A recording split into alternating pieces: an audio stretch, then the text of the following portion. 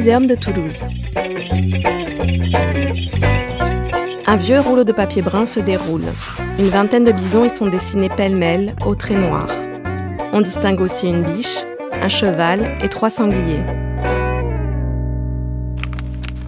Le calque d'Altamira.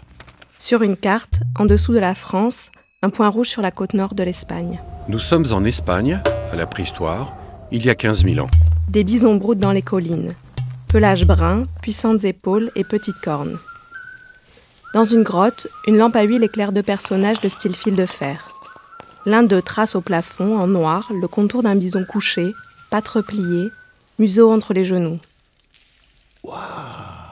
Les peintres s'allongent, admirent le plafond couvert de bisons colorés en ocre rouge. Un éboulis ferme la grotte pour toujours. Ou presque. En 1879, 15 000 ans plus tard, le préhistorien Marcelino Sanz de Sautola entre dans la grotte. Il emmène sa fille, la petite Maria. Un homme en costume fouille le sol de la grotte.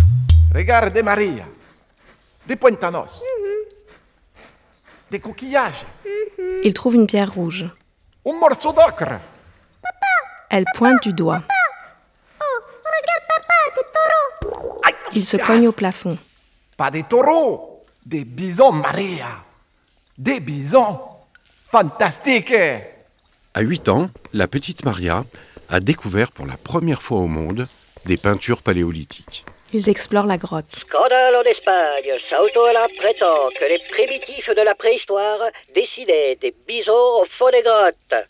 Un homme à lunettes dans son bureau. Mais le grand préhistorien français, Émile Cartaillac, se méfie. C'est nouveau, ça. C'est étrange. Il pense que les peintures d'Altamira ne peuvent pas être aussi anciennes.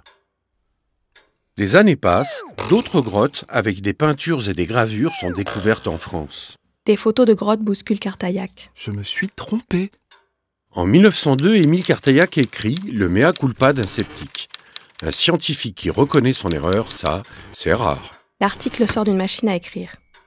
Cartaillac invite aussitôt son ami Henri Breuil en Espagne. Aux fenêtres d'un wagon, les visages de Cartaillac avec son chapeau et de Breuil, jeune et souriant, avec son béret. Oh là là là là là là. Assis sur le sol de la grotte, tous deux lèvent les yeux au plafond. Incroyable. Il n'y a plus de doute possible. L'art pariétal existe. Les bisons du plafond s'animent. L'un redresse sa tête aux fines cornes pointues. L'autre galope, bondissent, se mélangent, se confondent.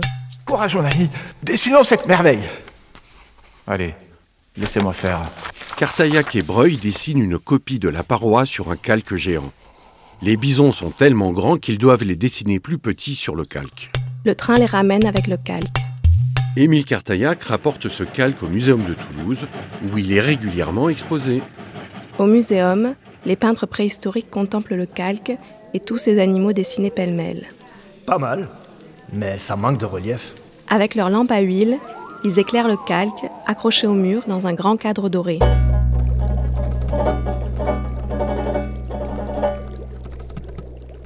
Film réalisé par l'équipe de médiation du Muséum de Toulouse, avec le soutien technique et artistique de l'équipe de la ménagerie à Tournefeuille.